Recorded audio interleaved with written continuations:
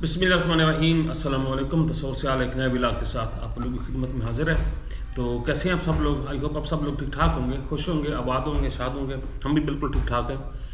तो इसी दुआ के साथ आज के व्लॉग का आगाज़ करते हैं। अस्सलाम वालेकुम। She is my wife. एक छोटी सी रिक्वेस्ट की है कि मेरी जो बेगम है ना, इनकी एक सिस्टर है, इन्होंने अपने चैनल पर पहले जिक्र किया है थोड़ा सा।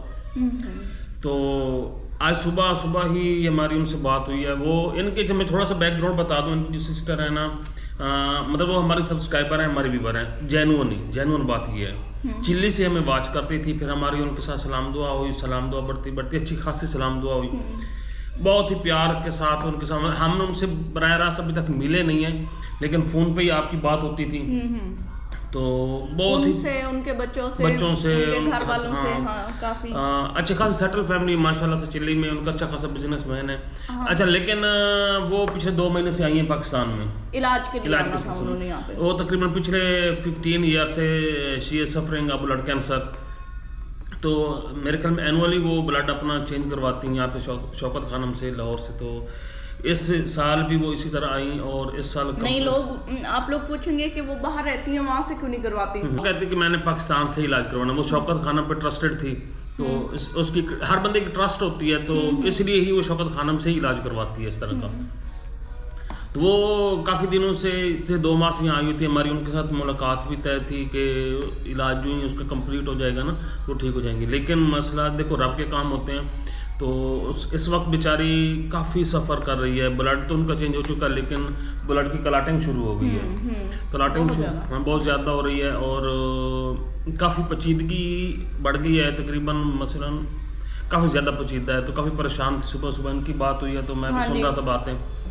15 दिन पहले उनसे बात हुई है। वो कह रही थी कि भाई ना, ये मसला हुआ है, ब्लड क्लॉटिंग बन गई है वेन्स में ना, तो हल हो जाएगा। लेकिन अब काफ़ी दिन बाद फिर दोबारा बात हुई है। आज सुबह मैंने कल ट्राई किया, मैंने कहा हाल चाल तो पूछे। बंदा कहते हैं ना कि अक्सर होता है कि भाई अपनों से ज़्यादा ना बाहर वाले भी ज़्यादा अट्रैक्ट करते हैं। वो इस तरह का रवैया रखते हैं कि खुद ब खुद उनसे प्यार हो जाता है। तो जैसे आप लोगों से है हमारा, आप मतलब आप लोग भी हमारी इसी तरह ही फैमिली की तरह ही है, तो हमें आप भी लोग हमें कहें कि ये चीज़ बुरी है, हमें भी फील होता है कि नहीं, हम थोड़ा सा गलत है। और इसी तरह अगर आप कहें कि अच्छा है, तो हमें खुशी होती है कि आप लोग हमें ना पसंद कर रहे हैं, हमारी अच्छाइयाँ बयान कर रहे हैं। इसी तरह ना कहते हैं ना कि ज़रूरी नहीं होता कि रिश्ते होने चाहिए। बस एक बाहर वाले बंदे से भी ऐसा रिश्ता बन जाता है ना कि खुद ब खुद दिल करता है कि उससे रब्ता रखे। तो यही उनके साथ हुआ। वो इतने प्यार से बोलती थी, इतने प्यार से बात करती थी, केयर करती थी। तो बस फिर मैंने ना कल से ना दिल कर रहा था। इन्होंने भी कहा कि आपकी बात नहीं हुई, हाल चाल नहीं पूछा। मैंने कहा मैंने ना तंग करना मुनासिब नहीं समझा। आपको पता है ब्लड कैंसर का इलाज, ब्लड चेंज करना वो कितना मुश्किल होता है। बीमार बंदे को मैं बार बार फ़ोन करूं। मेरी उनके घर में ना बच्चों के बात होती थी उनके बच्चों से, लेकिन बच्चे तो पीछे हैं, तो इस वजह से ना मैं डायरेक्ट उन्हें करती थी। फिर मुझे हेजिटेशन होती थी कि बीमार बंदा ना तंग हो जाता है। एक तो इलाज इतना सख्त होता है। जब से ना मतलब ये फोन सुना है तो परेशान, मैं तो वाकई बड़े सारा परेशान था कि एक मतलब हंसता खेलता बंदा होता है, तो एकदम से ना परेशानी बन जाती है। बहुत खुश रहती थी। हमने सोचा हुआ था वो आएंगी और हम उनसे मिलने जाएंगे।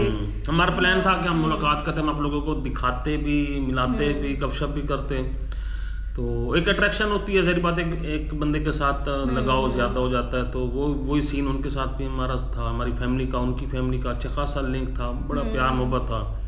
तो आप लोगों से बस यही रिक्वेस्ट है कि आप लोग सबसे पहले तो हम दुआ करते हैं कि जो भी बीमार हैं सब को अल्लाह ताला शफा दे, सेहत कामना दे, लंबी ज़िंदगी दे, आसानी वाली ज़िंदगी दे। और अब हम आप लोगों से ये रिक्वेस्ट करते हैं कि आप लोग भी दुआ करें कि आप भी जो हैं जल्द सेहतयाब हो जाएं, अल्लाह ताला उनकी परेशानी दूर करे। और बस यही आप लोगों से रिक्वेस्ट करनी थी। और वैसे भी दोबारा से बता दें कि वो हर साल अपना ना ये इलाज करवाने यहीं पे आती हैं, लेकिन पिछले 2 साल से ना वो लॉकडाउन की वजह से ना नहीं आ सकी, तो डिले हो गया, 2 साल डिले हो गया। और फिर वो कह रहे हैं कि कोई वैक्सीन का मसला बन गया, वैक्सीन लगवाने की वजह से अल्लाह जाने क्या बना है, क्योंकि नहीं पता चलता बाद में कि ये क्लॉटिंग क्यों हो रही है, क्यों। वो भी आपको पता है कि पेशेंट का ना काफ़ी मसला बन जाता है। तो बस आप लोग सारे दुआ करें कि अल्लाह उनको सेहत दे। और तो बस आज के व्लॉग का आगाज़ हम इसी तरह ही कर रहे हैं आप लोगों के साथ। और उम्मीद करते हैं कि आप ज़रूर दुआ करेंगे, क्योंकि किसी की दुआ ही कबूल हो जाती है अल्लाह ताला की बारगाह में। तो करेंगे। उनके 2 बच्चे हैं और मतलब अभी बेटा है 17 साल का, बेटी है 15 साल की, और दोनों वहीं पे हैं अपने फादर के पास। और हाँ, वो आ नहीं फैमिली सकते। सारी उधर है। 4 दिन लगते हैं उनको यहाँ पाकिस्तान में वहाँ से पहुँचते पहुँचते। लेकिन ये है कि वहाँ उनका बिजनेस है, तो वो उसे ना छोड़ के नहीं आ सकते।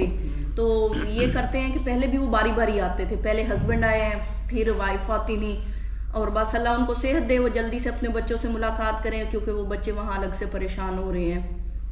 तो बस यही आप लोगों से रिक्वेस्ट है कि आपने उनके लिए ढेर सारी दुआ करनी है, क्योंकि हर ज़बान से निकली हुई दुआ ना बहुत असर रखती है।